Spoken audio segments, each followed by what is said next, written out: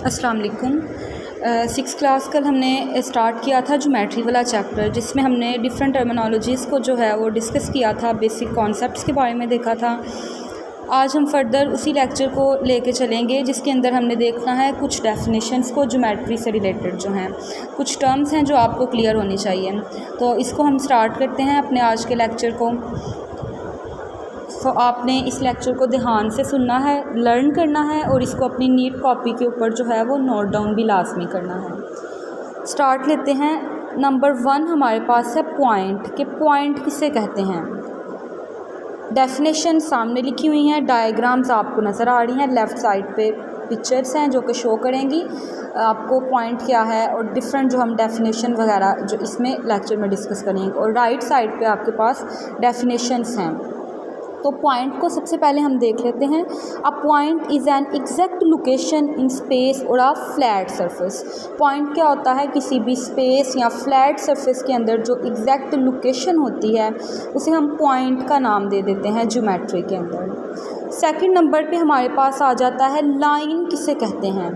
तो collection of points जो होती है, कलेक्शन ऑफ पॉइंट्स यानी बहुत ज़्यादा पॉइंट्स जब मिलते हैं और वो कंटिन्यू करते हैं फॉर एवर के लिए, हमेशा के लिए, इन बोथ डायरेक्शन, दोनों साइड्स पे, दोनों साइड पे वो कंटिन्यू करते हैं बोथ डायरेक्शन में, उन पॉइंट की कलेक्शन को हम लाइन का नेम दे देते हैं। A line is a collection of point that continues for ever in both directions. और इसको हम शो कैसे करते हैं, 2 एरो हेड बना के, दोनों साइड पे एरो हेड आपको नज़र आ रहे हैं। थर्ड डेफिनेशन पे आते हैं, that is about line segment, कि लाइन सेगमेंट किसे कहते हैं।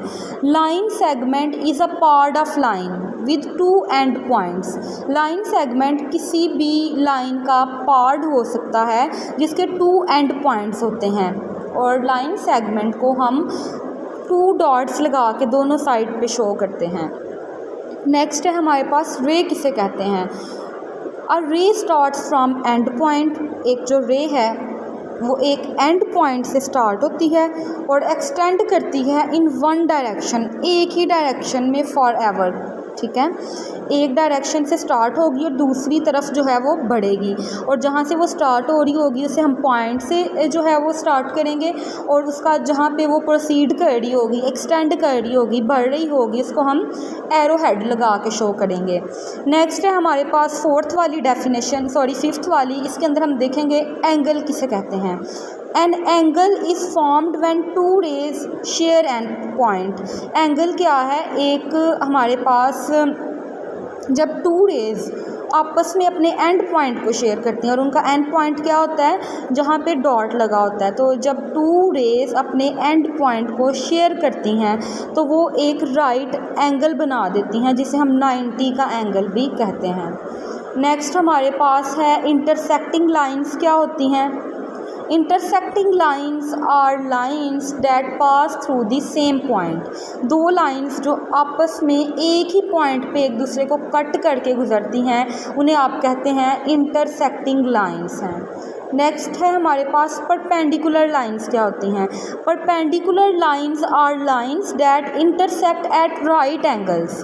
पहले में इंटरसेक्टिंग लाइंस क्या आती, जो एक दूसरे को कट करें किसी भी पॉइंट पे। और परपेंडिकुलर लाइंस कौन सी हैं, ऐसी लाइंस जो एक दूसरे को 90 के एंगल पे कट करें, एक दूसरे के साथ स्ट्रेट 90 का एंगल बनाएं, राइट एंगल बनाएं, उन्हें हम कहते हैं परपेंडिकुलर लाइंस।